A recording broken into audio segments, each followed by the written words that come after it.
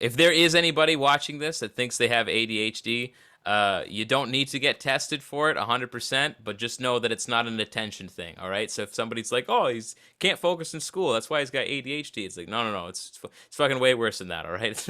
It's way worse, dude, all right? It's an inability to regulate your attention. That's way more fucked up, you know? I forgot that people have died, dude.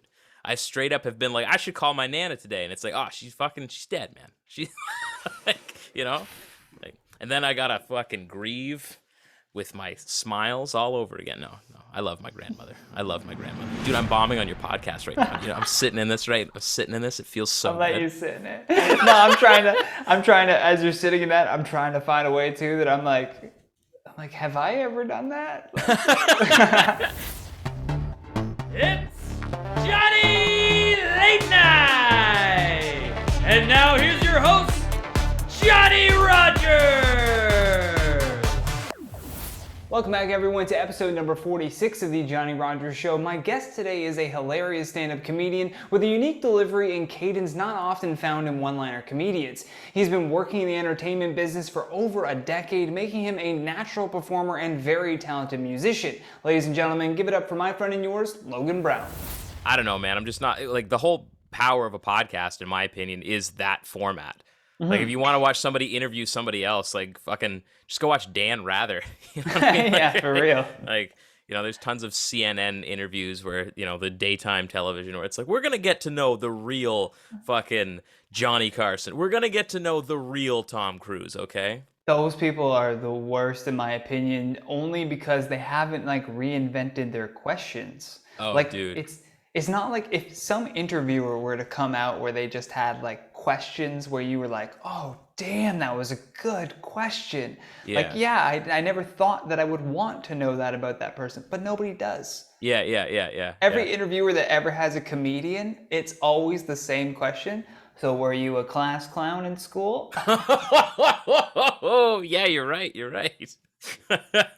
know, that shit fucked Keanu Reeves up, man. He said one thing kind of profound in an interview, and now it's like, yo, Keanu Reeves is this sage, superhuman, super nice, like, gives up his seat on the subway, just super relatable, eating sandwiches and just living in a condo.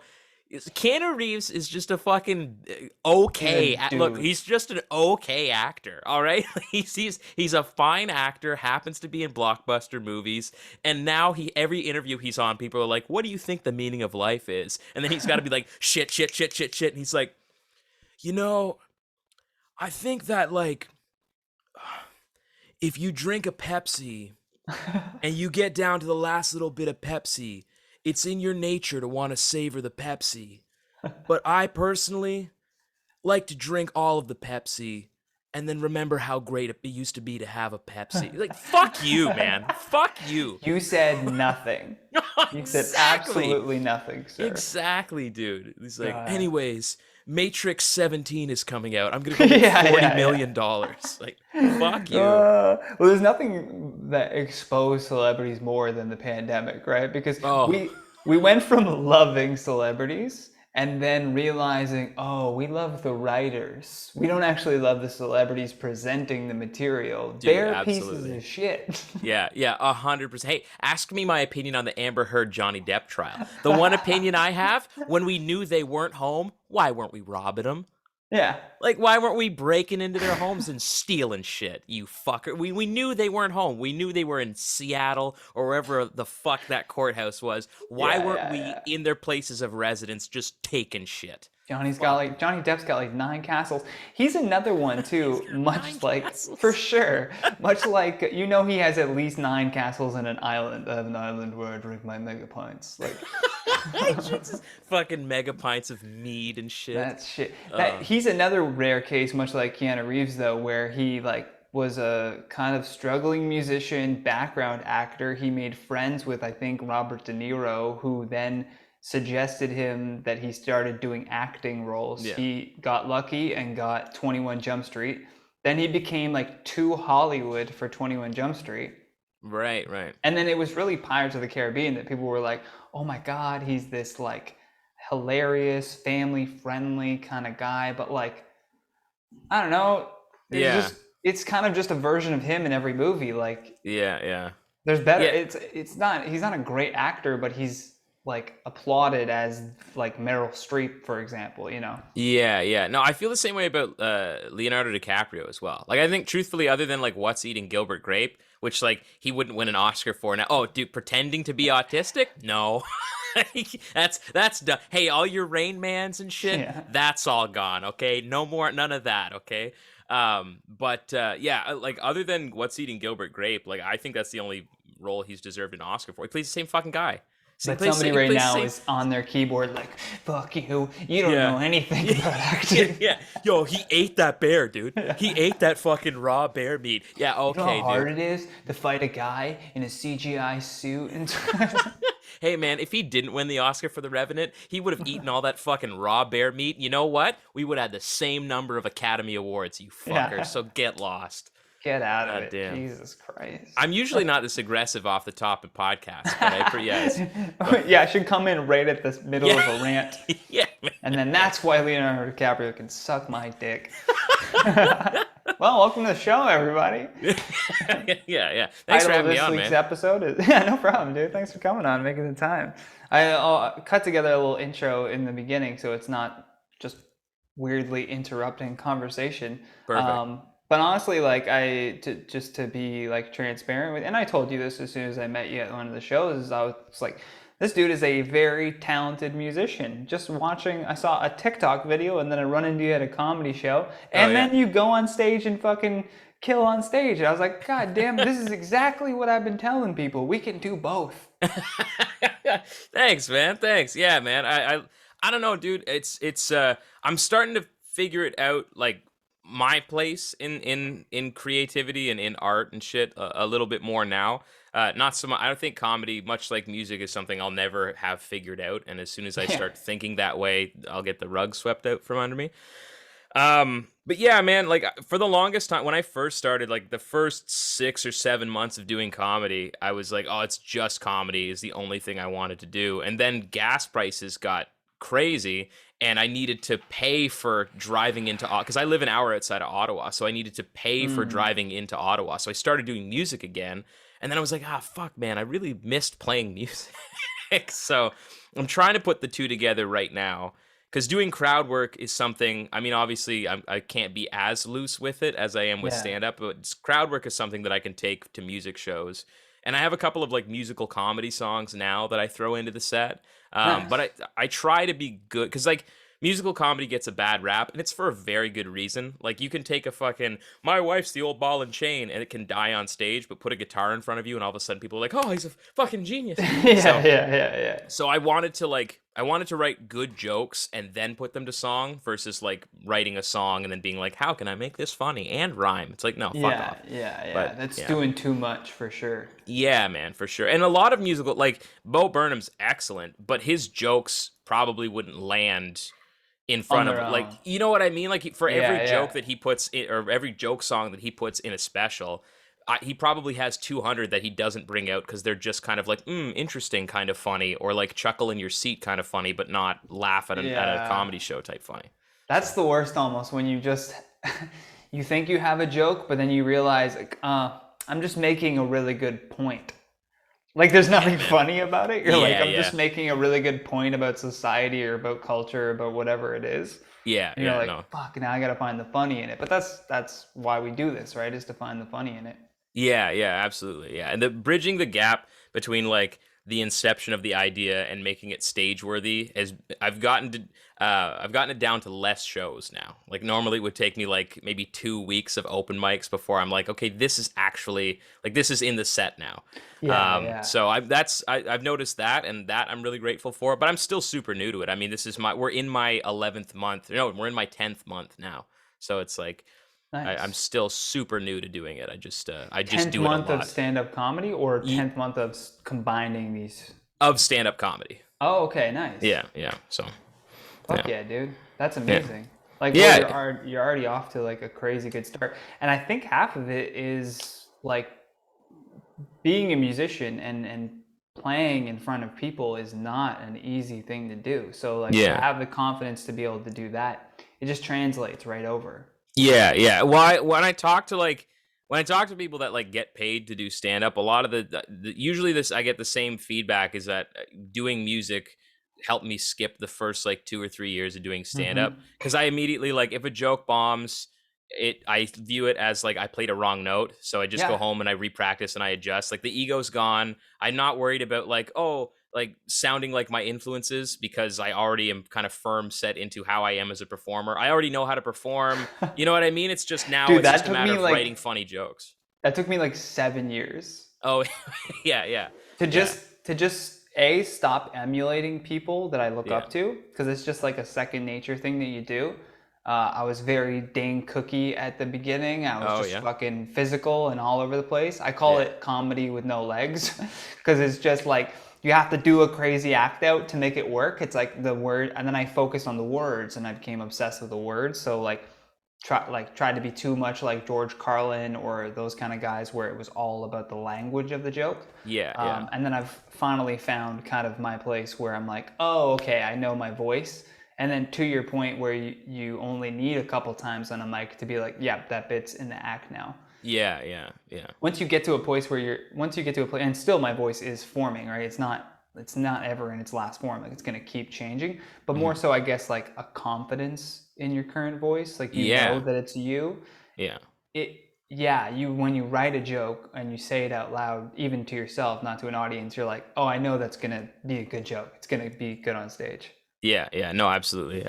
Yeah, no, it's because I did the same thing where I started out doing crazy act outs because my influences were like Dane Cook. I was a Yeah. big D'Elia guy in the beginning.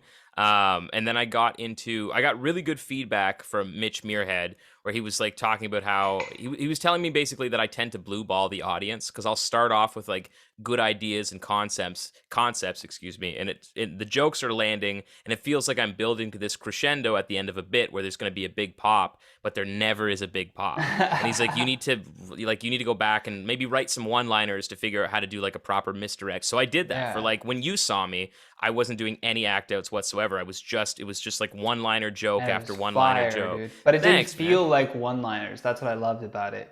Oh, Like thanks, man. I do love my one-liner comics, and Yeah. especially when it's very apparent. Yeah. Trying to think of his name, Emmett Oh Morrison. yeah, Emmett Morrison. Yeah. Great one-liner comment, and it's very comet, like he's a star. Well, he's a star. Comic.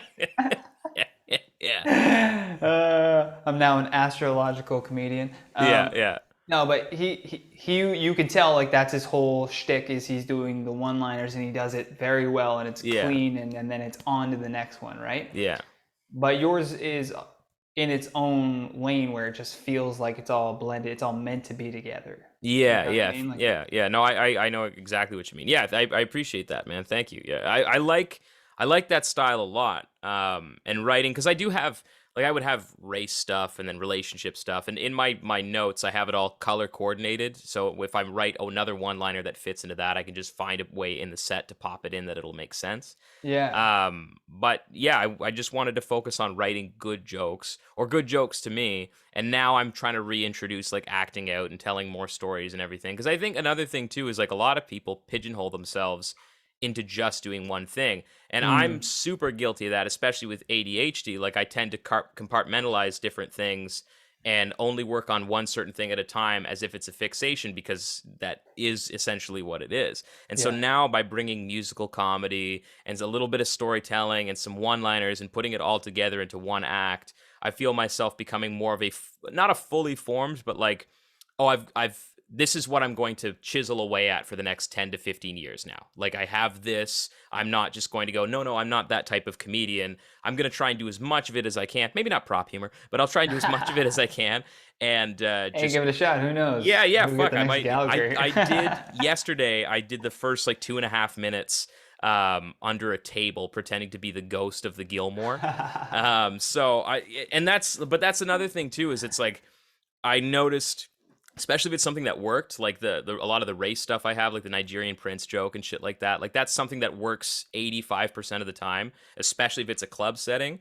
But when it doesn't work, I'm visibly rattled by it because it's still less than a year in. So it kind of fucks me up. So I recently have been starting off my sets by doing something fucking ridiculous. And that way it kind of takes me out of like, oh, it's not about the material right now. It's just about being funny for the 15 minutes that I'm on stage. It's not about doing my 15. It's just like, hey man, you're up. Like, you know, just get it You're together. the entertainment right now. Yeah. So I do like something with it. Yeah, exactly, man. So like I did one show, like the crowd work versus comics at that same venue, the Speakeasy, where I pretended that I lost my voice, and it was supposed to be like a crowd work show. And so I recorded a set the week prior with a bunch of like crowd work jokes, and then I played that on stage, and I would just point to people, and it was great. I did a show on a boat where I did the first half of my set with like a pirate accent, and I pulled out my phone and I read the lyrics to My Heart Will Go On. Just like a lot of like Mitch Mearhead inspired bits, truthfully, but it was like, it helps me get out of that. And then it's like, okay, well, I can pull from this and I can do my material here, and I can do a little bit of crowd work there. And it's crowd work is still something I haven't hit quite as much as I'd like to. I can do the,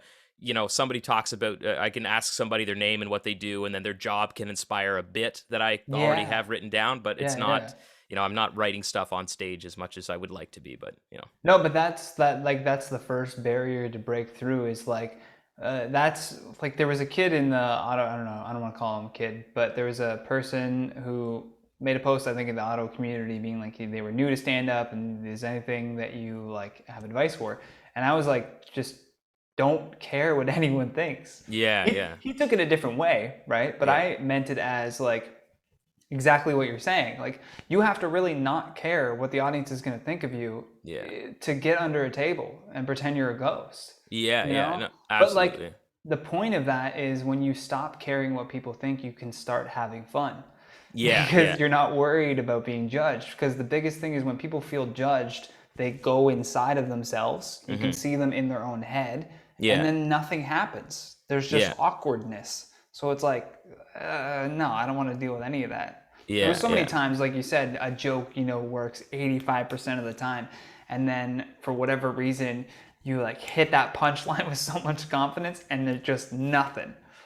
I'll never forget this. I never talk shit before I go on stage anymore because of this incident. I was on a streak, dude. I was doing like 3 shows a night, and I had done like maybe 7 or 8 nights in a row. Every show just like packed in Toronto, and just it felt so good. And I was like just having great set after great set after great set.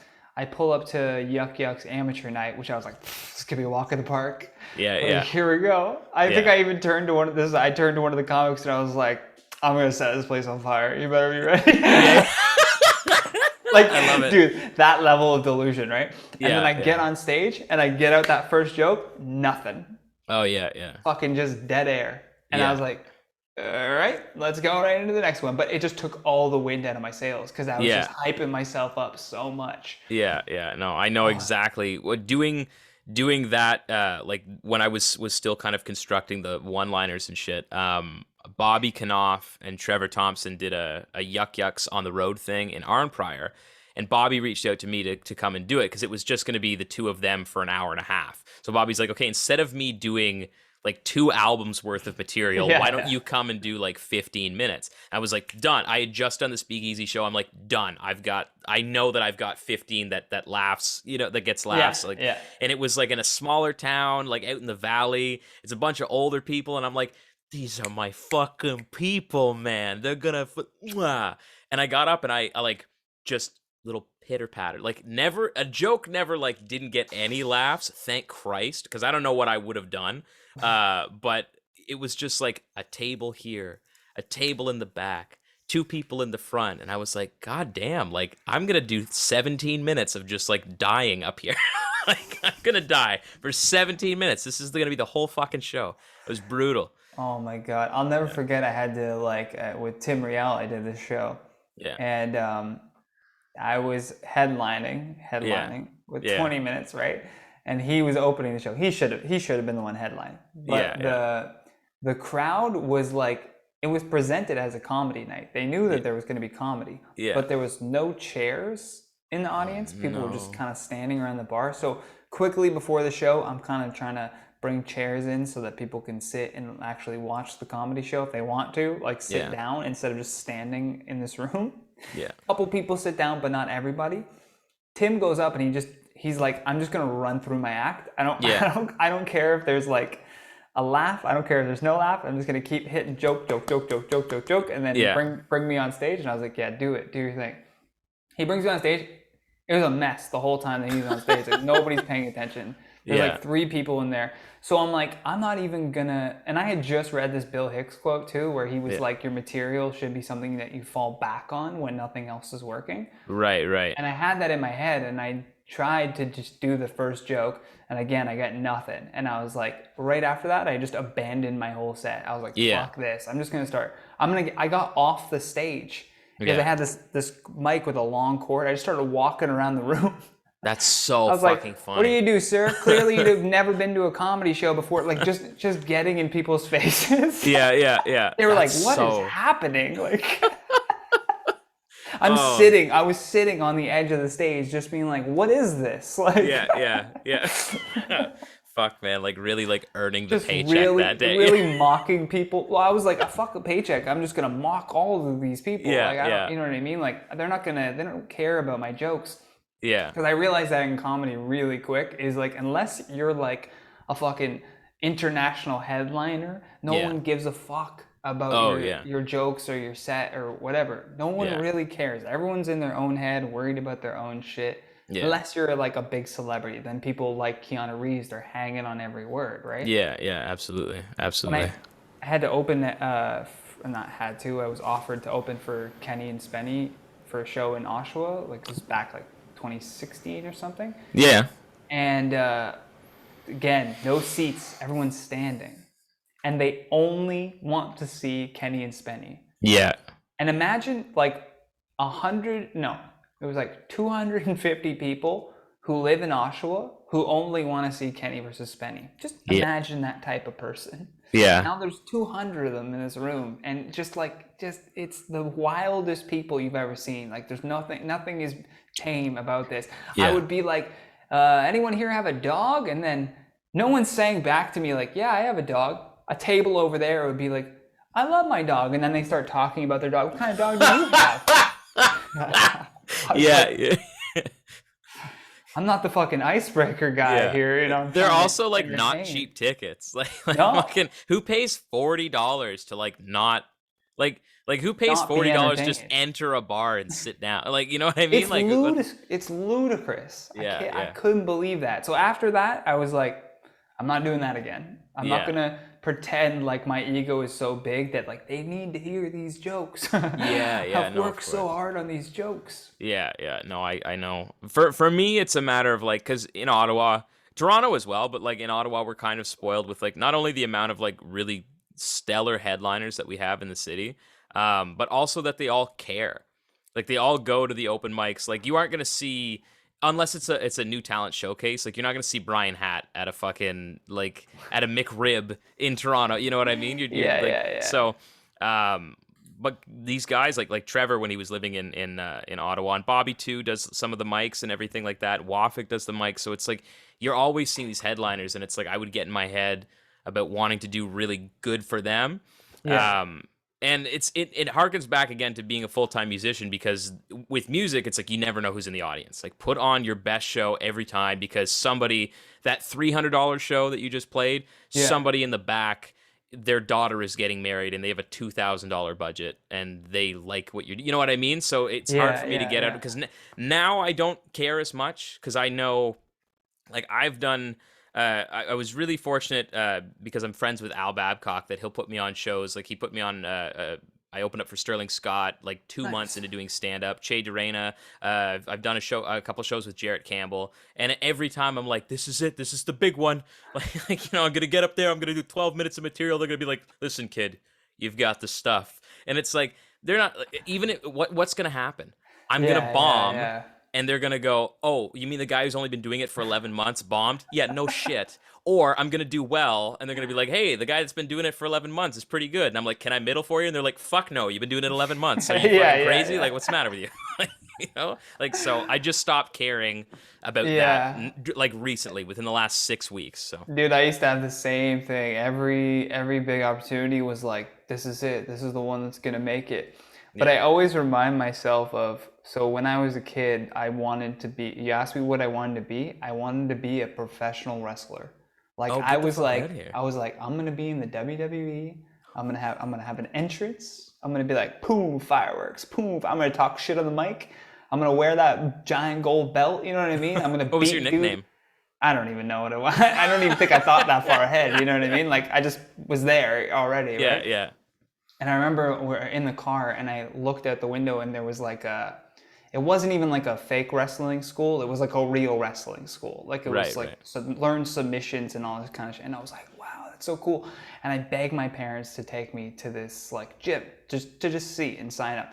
And I wouldn't stop. Every time we drove by it, I would ask them again and again and again, please just take me in there. I just want to see. And my mom, my dad's like, why does he want to go in there so bad? And my mom goes, oh, he thinks he's going to walk in there and Hulk Hogan's going to be standing there and he's going to be like, you want to join the WWE?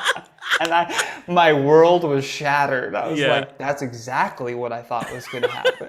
He's You're not in telling there? me it's not? Yeah, yeah, yeah. But I think that comes from like, I don't know if your parents, like, if Santa Claus was a big thing in your household, but I feel like it's the Santa Claus effect. You get told when you're a kid that there's this man, that if you pray hard enough to this man and you be really good all year and you do all the right stuff, and you give him a list of things you want, he's going to come through on that list. He's going to come in when you're not looking, he's going to give you all the shit that you want. Anything you can think of. That's what they tell you, right? Write whatever you want on this list. Yeah. And so you start dreaming because you believe in magic at that time. You're just like, wow, crazy. Right. Yeah. No, I mean, I'm sure it's got something to do with my parents, but I don't know if it's the Santa Claus effect, if you know what I'm saying. I'm sure the whole like aspiring to. I'm sure that looking at all these headliners like they're my father and mother. Yeah, like, yeah. I'm Yeah, sure it's it's more got so something like to do that. with my parents, but it's definitely I don't know if it's a Santa Claus thing. It's more of a Freud thing. I probably want to fuck them more than I want to.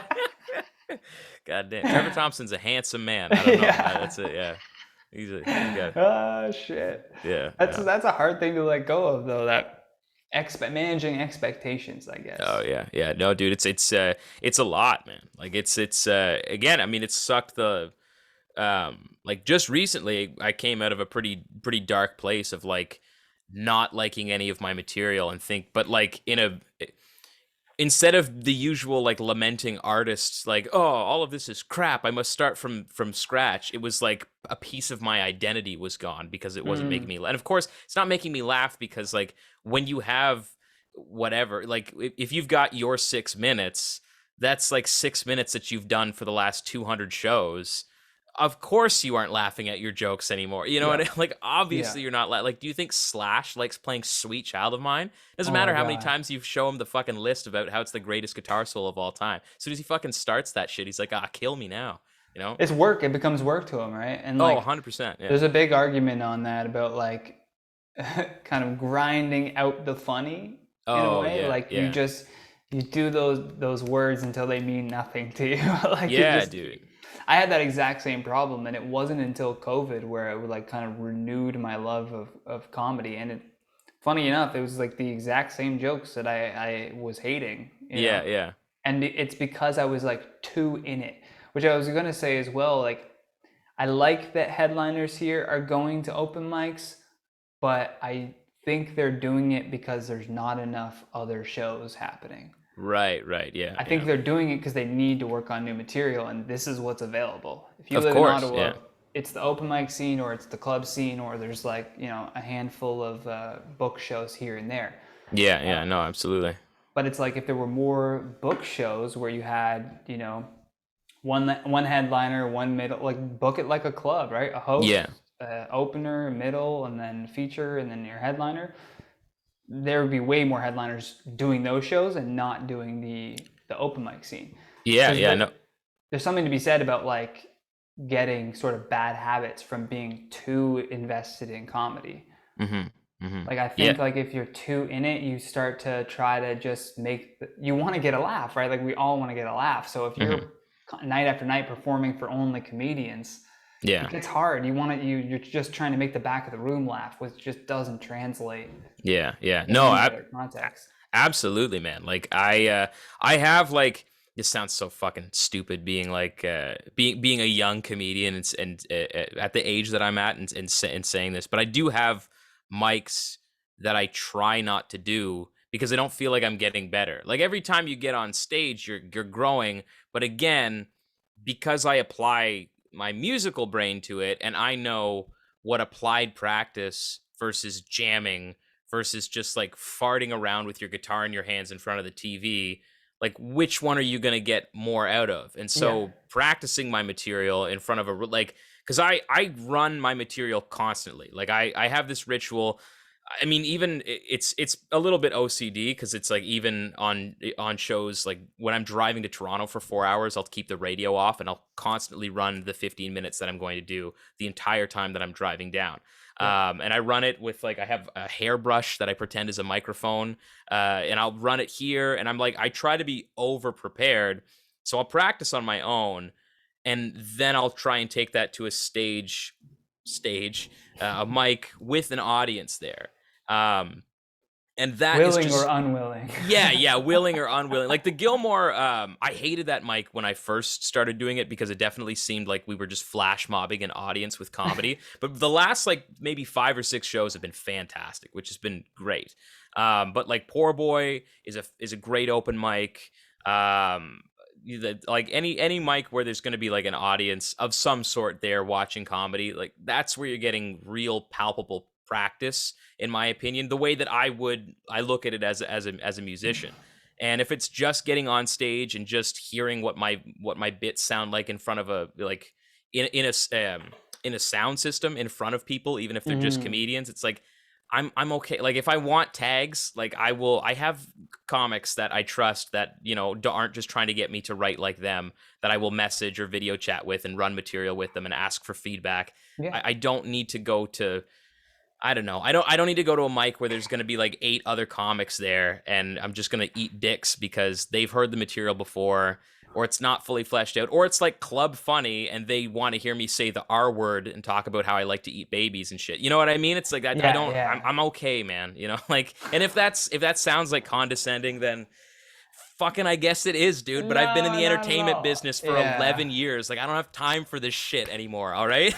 Hey everybody, Johnny here. Just want to take a quick second to thank our newest Patreon subscriber, CLB. I appreciate your support, and because you are subscribed to the show for just $1 a month, you're getting this episode before anyone else. If you want to be cool like CLB, head to patreon.com/TheJohnnyRogers and join in on the fun. All right, now back to the episode. I would say that that's even why I don't like necessarily like discounting someone when they say they've only been doing stand-up for a certain amount of time. It's like, what, at a certain point, there's going to be no measure of like what's a good point to consider someone as a professional and what's not, because of people's past lives, because of other work that you've done. If you've been in the entertainment industry for like 11 years, then comedy is nothing to you. Like maybe 11 months, let's say, writing jokes, like being specifically writing jokes, but it's still like shouldn't be taken lightly. And I had this conversation, I think with Gavin Stevens about this, but like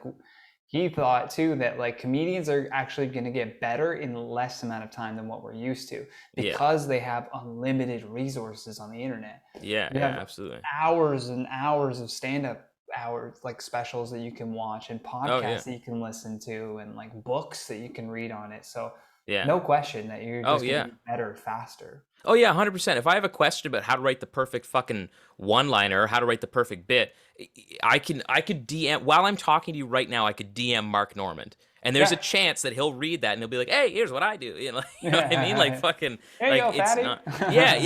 Exactly, man. Like I could listen to, I listen to stand up every day. I listen to an album a day. You know what I mean? Just like soak in as much as it's the best advice I got from Abdullah. The first show that I ever did, he came after the show had finished, but I opened up for Leah Kanani, and she had picked him up after the show, brought him to the mansion, and then we just all ate fries and talked stand up. And the advice that he gave me was just like, soak it in. Like you want to learn about crowd work, watch Andrew Schultz. You want to learn about how to write a great story, watch Tom Segura, watch Bert Kreischer. You know, let's soak up as much stand up as you can. Be a sponge, and then apply that to what you. And this was before he knew I was a musician, so he didn't even know that I was not worried about how to sound like myself on stage and shit like that. But man, no, it's again. I just look at it very analytically, and I want to put the hours in, and you know, like part of me definitely rubs me the wrong way when I'm looked at as a young comic, which is what I am. So I understand it completely, because I've already done the thing just with a different artistic medium. Yeah. But I also just know to shut the fuck up and put the work in. Like, as much as it hurts my heart to hear good, stuff like man. that, it's like I'm Of also course. we're what I'm in my 11th month or my 10th month, and I think yesterday was my 108th show. So, like, you know what I mean? Like, talk shit all you want, or you know, judge me based on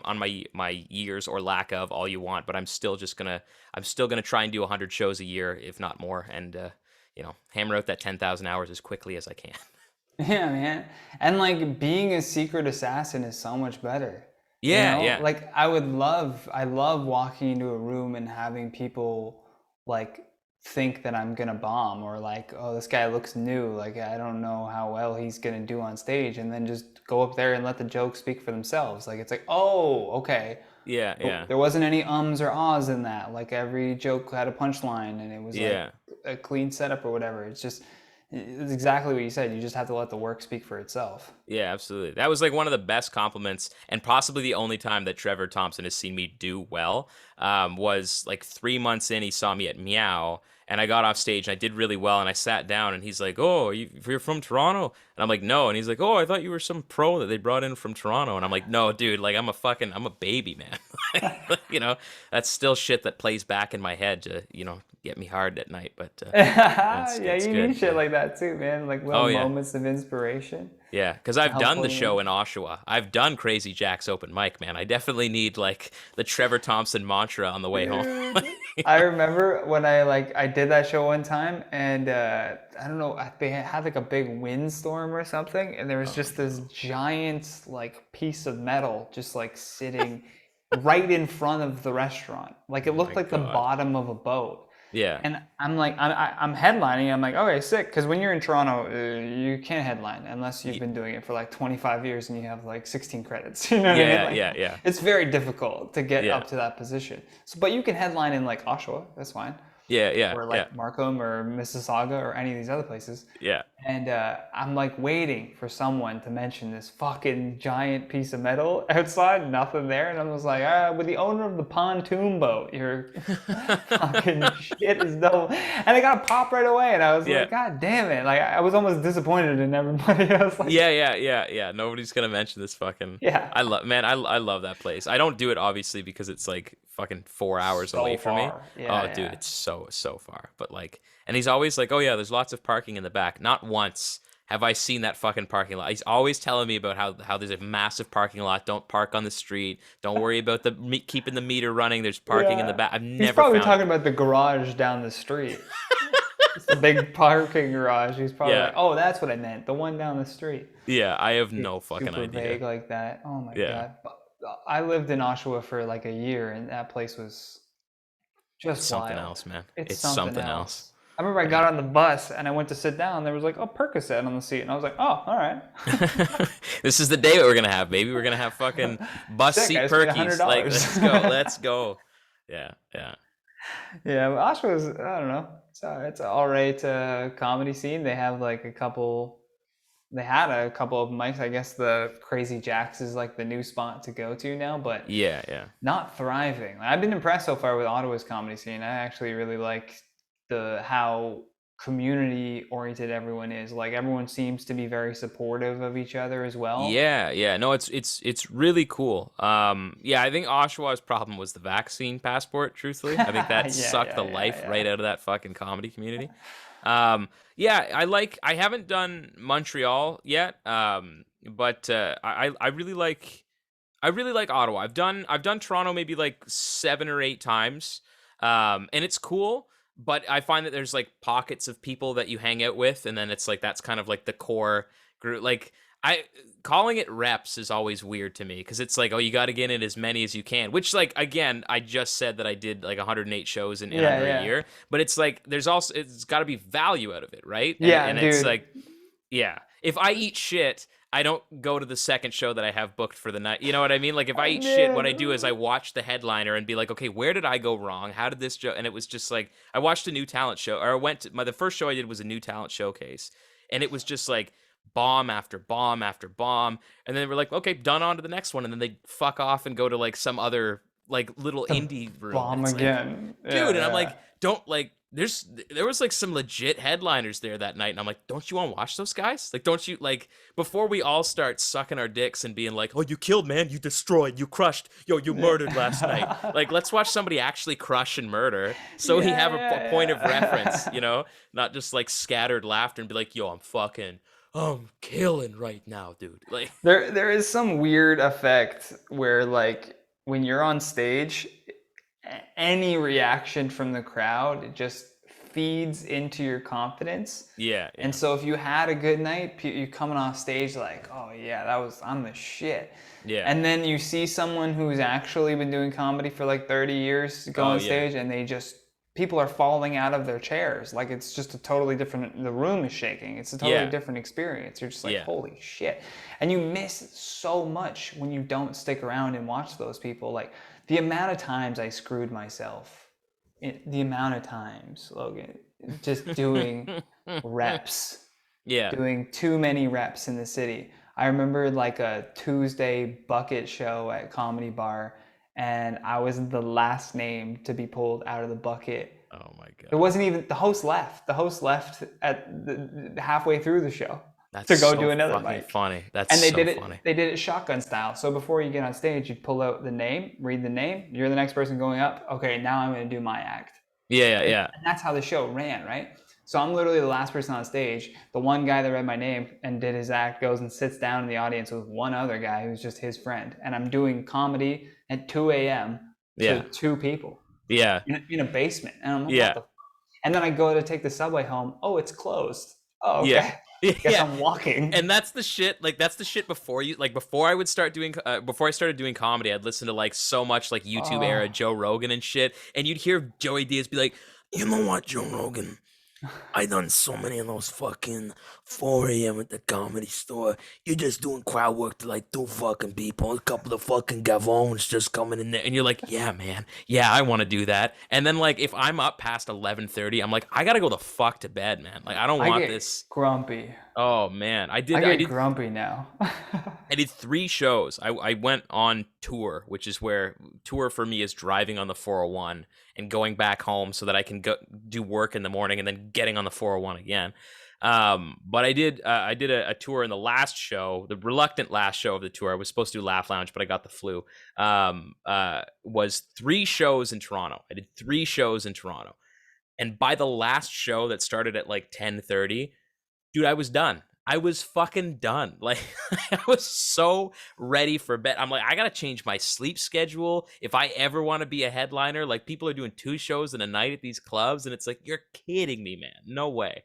I think they're just doing it to like either work on a new joke, like hammer out that new joke, and one, it's easy for a lot of the people who live in the city, right? They can just go there, and then they live 2 blocks away. So it makes sense for some people. Yeah. But not everyone needs to apply that same work ethic. Like it shouldn't be this like mass, like here's how you make it in comedy. You do fucking 5 shows a night, and then you keep grinding that, then you move to New York, and then you do 30 shows a night, and then you move to LA.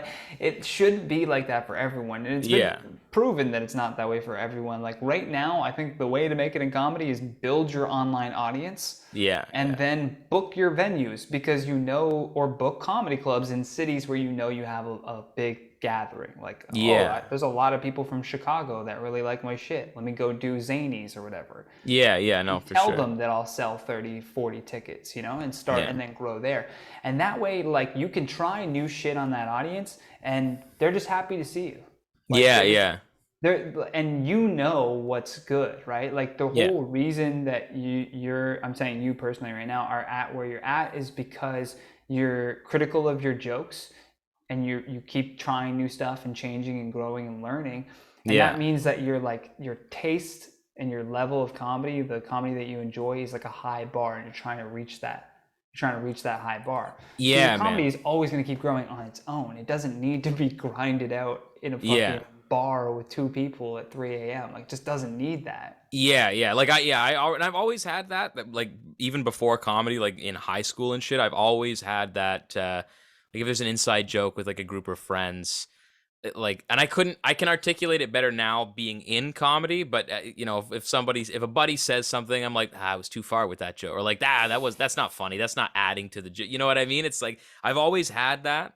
So yeah, no, I don't need that. I don't need the ego crushing gig. It's important, you know what I mean? It's important to like, I like bombing and recovering. I like, that's something that I've been trying. And there is something to be said for doing as many shows as possible with widely different audiences. It's why when I book private events, I charge people $2,000. It's because whoever walks into a room, I can do at least an hour's worth of music that they're going to enjoy. If somebody walks in and they're 99 years old and they're like, this is going to be the big one, Elizabeth, you know, I know that I've got shit from the 40s and the 50s that I can pull out, and it's going to be, and this guy's going to be like, holy fuck, that guy was great. Like, I've literally just broken both of my hands clapping to this guy.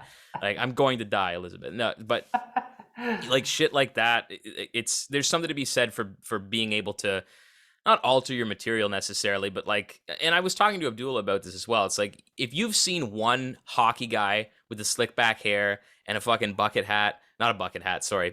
They call hats buckets in Toronto. Fucking makes me so angry, dude. They call their hair lettuce. Like, get the fuck out of here. But one of those, like, you know, fucking baseball caps and shit. If you've seen one white guy with a baseball cap and in a hockey jersey, you've seen them all. So you've got that one joke just fucking ready to go every time you see that type of dude, especially in Ontario. So there's something to be said for, you know, knowing how to play over a G minor when you see that guy. But there's also just, I don't know, man. Like, and if this prevents me from being the best and funniest comedian that I can be, I'll take it, dude. I will fucking, you know what? If growing my online presence by writing skits and putting out 3 to 5 TikToks a day, if that's what's going to get me to quit my day job, I'll hang on to the fucking day job, dude. I don't want to do it. I don't want to put up with that shit. Yeah, it's only recently too that I've like realized this for myself. Like, again, all this stuff I'm saying, if anyone's watching this and they're a young up and coming comedian, do the shitty shows. Like, I did the shitty shows. Like, it's at least worth doing, right? Yeah. But for me, like, I went to a show that I was told I was booked on, and then I get there and I don't see a list, and I'm like, all right, cool. And then I check with the host, hey, is there a list for the show? They show me the list. I'm not on the list. And I was like, wow. All right, cool. Well, I thought I got booked on this. And they're like, nope, sorry. Like, I don't know. I must have been wasted or something when I told you that, like, you could be on the show. And I was like, all right, cool. And then I started looking around and I was like, oh, I don't want to be here. I realized I only was willing to be in this environment because it meant that I was going to get to work on these jokes. And now that that's no longer an option, I'm like, God, I don't want to hang out with any of you people. Yeah.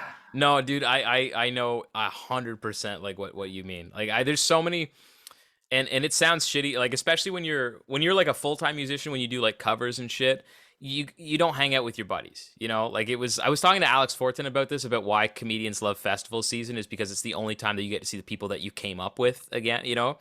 And it's the same thing with musicians.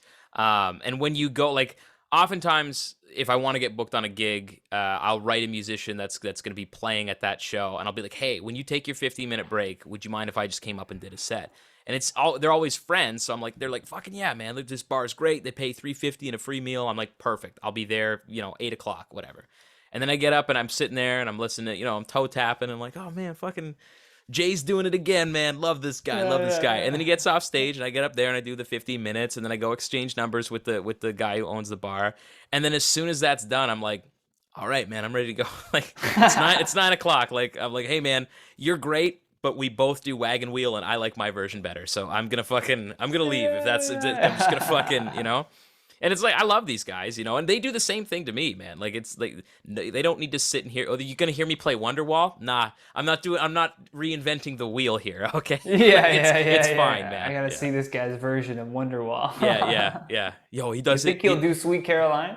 Yeah. Yo, he does it with the capo on the 5th fret, man. I just shaking the fucking table. Yeah. But I think that also is like, again, knowing what your time is worth, right? Like in and it always changes in every single context. Like you get offered a gig, you're like, my time is worth $2,000. That's what my time is worth to me. Yeah. You go to a bar where you know you're not going to get paid for it. You're like, at least I'm getting to like get out this material. That's the opportunity. That's worth my time to put up with everything else, right? Yeah. So it's really, I think, just weighing those two things is like, is this worth my time? Yeah. Because our time has to be valuable, especially if you're in the entertainment industry. Like all you have is your time. I always think about people who like are at a point, like people are always harping on like Eminem or Rihanna or all these people. When you dropping the album? When you dropping the album? And I was always like, yo, leave them alone, let them live their lives. And I'm like, but wait, what else are you doing? Like, yeah, when are you dropping the album? Because that should be all you're doing. Like, yeah. You got famous for music. What are you doing with all this time? It's not like you have a day job. You know, if Rihanna was working 9 to 5 at Burger King, I'd be like, hey guys, give her a break, all right? She's trying to like feed her kid, and you know, she's got other shit she needs to do. But she's just a billionaire. Yeah. Well, what are you doing? I don't understand. Like, I get and this is where I become like a socialist, communist, millennial cuck. But I understand like the art for art's sake. Like I'm a capitalist in the sense that if someone can fill 100 or 200 seats at $40 a pop or $25 a pop, you're worth as much as you can do that. You know what I mean? Like that person is worth like fucking Sam Morril or whatever. If he can fill wherever he plays at 250 people or 300 people or more, truthfully at this point, at $25 a pop, I think that is an exchange. That is someone going, your comedy is worth more than my $25, and him going, your fucking $25 is worth way more than the hour that I wrote 10 years ago. Yeah. But it's when you get into like, I'm Rihanna and I want to fucking start my own makeup company, or it's like I'm Kanye and I just invented Yeezys. It's like, hey dude, fuck off. You know what I mean? Like, remember where you came from, fuck. Man. It's like, and like, I guess those are both shitty examples because Fenty is an amazing makeup company and Yeezys are fantastic shoes. But it's like, I don't know, it's man. not to say that they can't also do other things. Yeah. Like 50 Cent owns a fucking water company. Why? Because he wanted to. All right, let him do it. That's the American dream, right? Yeah. Let him fucking do it. But also, we know you as an artist. So you can like just say publicly like, hey, I'm just a businessman or businesswoman now, right? Yeah. I was happy to do that. I think Doja Cat even recently said that she was considering just retiring from music. She had like literally 2 years or something in the music industry. Yeah. And she's like, I'm done. I got everything. There was somebody else who did that too. This rapper, I can't think of his name, but he was like, I needed, like I had kids on the way. I was broke. I knew that if I knew that I had some skill in rapping and I had the connections. My songs aren't great, but you can fucking bop your head to it. Yeah. He goes, I made a couple $1 million off of my music. Now I'm done with it. Like, I just needed the money. I didn't care about the art. At least he's transparent about it. Yeah. That's the one thing everybody like rags on Gene Simmons and shit. That Kiss has been like that from the get-go. They do not like, they are like not shit musicians, but they are subpar musicians. Absolutely. Every single one of them. But they know how to market, man. The face paint, I mean, even now, Gene Simmons is still a household name because he's always like, whenever he feels himself being retracted from the limelight, he'll be like, every rock band nowadays sucks cock, and then people will be like, fucking Gene Simmons, and then he's like, all right, back in the limelight, baby, let's Time go. to make some money. Yeah, exactly. Well, he figured out too, like brand everything. There was Kiss 100%. lunchboxes, Kiss posters, Kiss buttons, literally everything. He put the logo on and made all that money, and then he copyrighted the money bag. He made so much money, he copyrighted the money bag symbol. And then he started Really? putting that on shit. Yeah, he owns Really? you know, a money bag with a dollar sign on it? He Yeah. owns that shit. Like the comic, like the fucking guys from Yeah. Bugs Bunny are carrying it over their shoulders. If that Better actually pay Gene exists, Simmons. Yeah. wow, that's crazy. Genius. Just genius marketing, man. Yes, that's funny as all shit. AC/DC too, not with the branding, but like understanding their brand and just you know, like, because people complain, oh, they put the same record out every time. Yeah, but you buy it every time. You know what I mean? So like Nickelback, you know? oh It's yeah, like, dude. This Yeah. is a band thing. They find their rhythm and they stay in it. And the Beatles were like one of the only bands who were like, fuck you, we're gonna do it this way now. Yeah. I'm gonna take a whole bunch of acid and write a fucking write 3 albums in one. John took LSD with Bob Dylan and now we're going to India. Yeah. What? Exactly. No, we like the love pop music. Yeah. No, it's good. Yeah. Fair point. Fair point. The Beatles, and what is the best band out of all those guys? I'm sure even hardcore AC/DC fans could possibly admit that the Beatles are a much better band than AC/DC. But again, I love that these are all examples that we can take and apply to our own, like, whatever you want to do with your life. Take the marketing geniuses that were Kiss and AC/DC, apply that to yourself. Then take the artistry of someone like the Beatles, who were smart enough to know that they didn't want to get pigeonholed in any one category because it meant that they weren't growing anymore or developing as an artist, and apply that to whatever you're doing. Yeah. No, absolutely. Getting all preachy here. I want to do a fun game. I stole it from Hot Ones, I believe. Cool. That's the internet, right? Yeah, of course. I pull up a photo with no context, and you have to provide the context. This is for the fine people who actually watch on YouTube. Okay, Shout cool. out people on YouTube. We appreciate you. Shout out the YouTube people. I'm trying to. I'm going to do this little PSA as well too. I'm trying to actually get this channel monetized because right now I do it for nothing. Yeah. I mean, I love it. I love hanging with friends and catching up. But it'd be super sick if this podcast could be my job one day. You know, I do one every single day. Yeah. So if you're watching, just put on the Johnny Rogers playlist and just let that shit play through. I need the watch time. Yeah, please. He won't tell you this, but each one of his guests has to pay him $40 before we can come on the show. So please. Yeah, it's a promotional fee. Yeah. All right. So what is the context? Where the fuck did you find this? I'm like, okay, I can handle anything that you throw up from my Instagram because I've only had that Instagram for the last 11 months. What the fuck? Oh my God. Okay, this is this is high school, man. I'm like 14 here. No, I'd be a little bit older, 16, I guess. And this is someone else's sweater. This is fuck. Their name is Sage. Oh, I guess I shouldn't say their last name just in case, but fucking yeah. Okay, so this was a person that I was going to school with. I stole their sweater and wore it, and some genius, probably with an iPhone 1, snapped this Pretty good photo. picture. Yeah, Pretty good clear picture for an iPhone 1. Very good. This, just so you know, this is the complexion right now, because I have to do a huge disclaimer whenever I make these jokes now in reference to me being a black dude. That's the complexion that got me called the N-word when I was in high school. That's how white of a school you went to? Dude, exactly. There was like one other black kid who was like fully... You should have been like, I'm Muslim.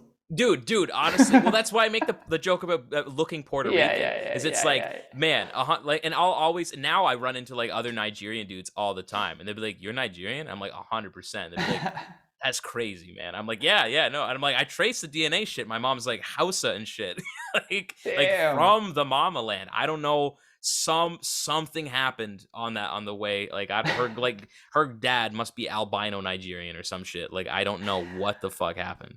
God was like, well, we want him to have a job. I mean, yeah. And they named me Logan, which is like a Gaelic name. Like they're like, we're gonna name this guy who's afraid of his own shadow after the Wolverine. Like Wolverine. Like, it's ridiculous, man. Oh shit, I love that. Another question too that I ask all my guests is if you could make a phone call to 15-year-old Logan, give him a little piece of advice. Separate timeline doesn't affect your current timeline. What would you say? Oh, separate timeline? Mm-hmm. Oh shit. But it's you at 15. Yeah, because I've listened to your show before, and I've heard you ask this question. I always miss the separate timeline, though, because my answer was like, oh, if you ever ask me that question, my answer will be hang up the phone. Because everything, everything has led to, see, the career oriented dude in me like wants to say like start writing jokes now. You know what I mean? Like wants to be like I don't want to be 26 and start doing this. I want to be 18 so I can blow people away when I'm 26 and doing this. Like give them the first couple like, okay, this is a joke about you being a Nigerian prince. Oh yeah, that's what I do. I would let 15-year-old me know, don't take a DNA test because it's going to freak you out when you find out you have a predisposition for Alzheimer's. You are black. It's half black, but it's fucking, there's some squishing going on in the DNA there, but it's Nigerian. I would probably also let myself know about the ADHD thing because I had a rough, especially when you're young, your brain chemicals are all fucked up. And there's definitely some people that I'm too prideful to apologize to, but definitely from high school that I owe some apologies to in the next 10 or 15 years. And I would probably tell myself about the whole ADHD thing. Yeah.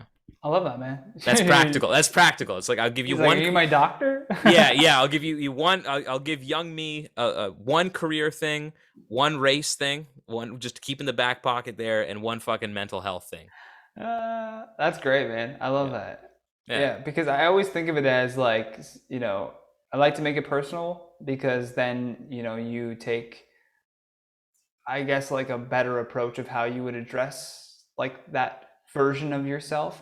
But I always think of it in context is like there probably will be at some point some 15, 16, 17-year-old kid that might listen to this podcast that gets to this point of the podcast that's like, fuck, maybe I have ADHD. Oh yeah, man. Maybe that's what's causing all of these issues here, and like, or maybe I need to look into my ancestry and figure out what that is, and that would help me with my identity or help me with any predispositions that I might have. So that's why I love doing that question. But no. Hey, it just FYI, if there's any 15-year-olds watching with my complexion, you're probably not black. I think I'm probably one of the only people. My brother is completely like light skinned like you and has red hair. He looks like Liam. My brother looks like Liam. for anybody that doesn't know who that is, Liam Rado of the Ruckus, whatever. But the Ruckus Baby production. The Ruckus Baby. Yeah, but no, my brother's white. My brother is like half Nigerian. Cannot say that he's a black man. I can't say that I'm a black man, dude. That's gotta be brutal, right? It is, man. And I don't want to say the N-word or anything like that. Like I'm not like pining for like, let me say it or anything like that. But it's hard, and I don't do myself any favors either, because like my favorite band is the Dave Matthews Band. So it's not even like it's not even like people are mad at me for appropriating the culture. It's like I'm literally a white guy. I just happen to have a Nigerian mom. Like, it's no fucking. That's a great opener. I'm a white guy. I just happen to have a Nigerian mom. I don't know. Yeah. My first album, when it's released 10 years from now or whenever, is going to be Black Man, White Privilege. I think that's going to be. I was a little bit nervous because I know Dalia's got white male black comic, but I think Black Man, White Privilege is too much of what my life is to avoid it. So. Yeah, no, you have to go with that title. That's fucking gold. Yeah. I'll plug all your socials in a moment here, but is there anything else you want to leave our audience with? Final words? I'm trying to think. Is there any weird anecdote that I have that I can talk about? Anecdotes. Yeah, fucking.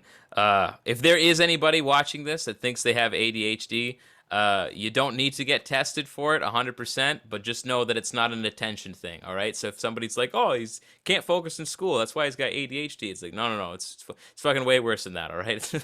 It's way worse, dude, all right? It's an inability to regulate your attention. That's way more fucked up, I forgot that people have died, dude. I straight up have been like, I should call my Nana today, and it's like, oh, she's dead, man. She's, and then I gotta fucking grieve with my smiles all over again. No, I love my grandmother. Dude, I'm bombing on your podcast right now. I'm sitting in this, right? It feels so good. I'll let you sit in it. No, I'm trying to, as you're sitting in that, I'm trying to find a way too that I'm like, have I ever done that? If I ever forgotten somebody died, I'm diagnosing myself right now. Yeah. My mom's got ADHD too, and I swear to God, like we call each other once every 3 months because we just forget the other person exists. I'm happy. I'm a happy guy, man. Happy, fucking, perfectly parented kid. I feel it. I feel that too. I feel that. Sometimes my buddies will call me like, man, I haven't heard from you in weeks. I'm like, dude, I haven't called my mom in weeks. You think I'm gonna call you? I Yeah, haven't called yeah. my own mother. Yeah, yeah. She ruined the rest of her life of downstairs. Like I just destroyed it on the way out. I don't even call her. Yeah, yeah, yeah. You bought me a beer one time. I'm not gonna. Oh, dude, and like the amount of like, especially because I love the country. I think living in the country is fantastic. That is my person of color privilege, is that I get to live in the country and be like woke and shit, but also experience the country for what it is. Like Yeah. dudes driving on the road in tractors and shit. Like Or winter, mwah. they're in snowmobiles. You're like, Oh, this is awesome. Forget it, man. I love the if you're like, I live in the city because there's more shit to do, you're wrong. Okay, I you're moved wrong. out of the city, dude, because of that. They're Exactly. wrong. Exactly, man. I love, dude, I love the country. And that shit of like the amount of like same looking white dudes that are like, you don't remember me? And I'm like, do you have any idea how many dudes I run into that have more hair on their face than on their head, kind of a slight beer belly and like crow's feet? Like you look like fucking every other white dude, man. You look like every other white dude in conservative Smiths Falls, Ontario. I'm sorry, okay? Like you That's why also everyone look like gets the mayor. relegated to Guy. Hey, what's up, Guy? Whoa, what's up, buddy? Oh, hey there, bud. Yo, what's up, pal? Hey, pal. Like, fucking it's yeah, like, man. You don't know my name either. Yeah. Yo, what's going on, man? That's my fucking go-to. And then their name's always John, and I'm like, yeah, of course, dude. Yeah. You're like, I knew it. Shit, I should have Yeah. just gone with John. Yeah, John or Matt or Ryan. That's the way. Go to loganbrowncomedy.com. Check out all of the information on there, upcoming shows. Oh, those need to be updated for sure. Logan Brown Comedy on Facebook, Logan Doing Stuff on YouTube, Logan B Comedy on Twitter, Logan Doing Stuff on Instagram, Logan Doing Stuff on TikTok, and we got some events also coming up. As always, all the links are in the description below if you were just couldn't keep track of all the links that I was dropping. By the time this comes out, it will all be Logan Doing Stuff, just because I am doing music shows again as well. So as a way to, that's the thing. Now the bars know about social media, so they're like, can you promote it on your socials as well? And I'm like, sure, man. I've got dick jokes on there, though. Yeah. So it has to be. We just heard about this Facebook thing. Yeah. Yo, can you MySpace some of these, like, fucking Instagram? Like, no. All right, man. Sure. Yeah. Jesus. Well, man, it was great having you on. Again, I think you're an incredibly talented comedian. You got like a huge career ahead of you for sure. Thanks, man. And thanks. You're going to be killer in like undeniable killer in no time. Thanks, man. I really appreciate that. That means a lot, seriously. That's jerk off material right there. Goodbye, Trevor. Yeah, that quote is gone. I got a new one. Johnny's number one. I'll pass this link to you, man, whenever it's up. But until then, take care. Yeah, you too, man. Cheers. All right. Good night, everybody. You've been listening to The Johnny Rogers Show. New episodes air every Sunday at 7 p.m. Eastern Standard Time.